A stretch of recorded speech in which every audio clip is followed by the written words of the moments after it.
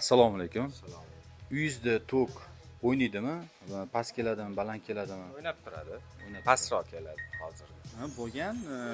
Bitta xolodilnik kuyib qolganda, shu tok haqiqatdan ham past baland bo'lib o'ynab turganligi sababli shunaqa bo'lgan vaziyatda O'ynaydi baribir ham hozir напряжение, nagrузка bor. Hamma joyda baribir o'ynasa kerak. O'ynaydi 180, 175, 170 kilovatda hozirgi paytda stabilizator qo'yishimiz kerak. Pasayadi 180 o'ynaydi. Sizni o'ylashingizcha, stabilizator nima uchun kerak? Stabilizator qo'yganimizni bizani birinchidan eng katta asosiy sog'ligimiz uchun. Sababi masalan bitta tok past kelib boshqa bo'lib turib yonib ketib, yong'in bo'lsa masalan odamning hayoti uchun eng katta xavflardan birisi deb o'ylayman. Konditsioner kuymasligi uchun menimcha. Tokni ko'paytirib berishga kerak. Xolodilnik, konditsioner, shu maishiy texnikalar kuyib qolmasligiga kerak. Tok bir xil ushlab berishiga kerak. Past kuchlanishi ko'tarib beradi. Uylarga aholida misol uchun texnikalar qiynaladi tok kamligidan.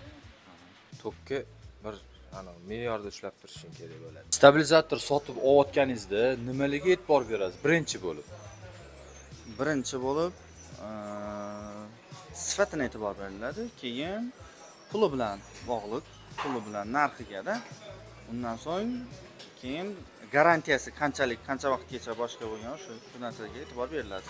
Sifatiga, keyin заводской bo'lsa, yaxshi firma bo'lsa, shunga qaraymiz. Sifatiga, firmasiga, yaxshiroq chiqqaniga yoki oldinroq chiqqaniga, garantiyasiga. Ikki xil bo'ladi men bilishim bo'yicha. Laterning, relayning. O'sha laterning olgan yaxshiroq. Chunki admotkali bo'ladi ichi. Cho'lg'am yig'iladi misdan o'sha.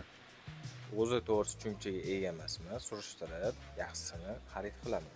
Baribir. Invertorni stabilizator to'g'risida qanaqadir tushunchaga egamisiz? Bilasizmi shunaqa invertorni stabilizatorlar ishlab chiqarilayotganini?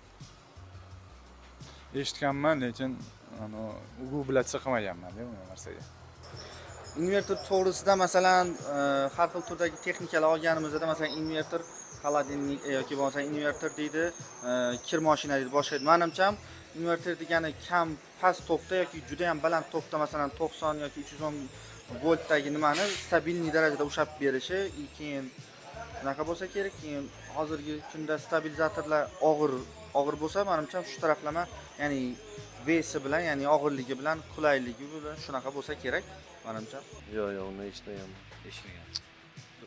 Bu pastokda ham ishlaydigan menimcha. Invertor degani. Tushunchaga ega emasman lekin. Eshitgansiz? Eshitganman.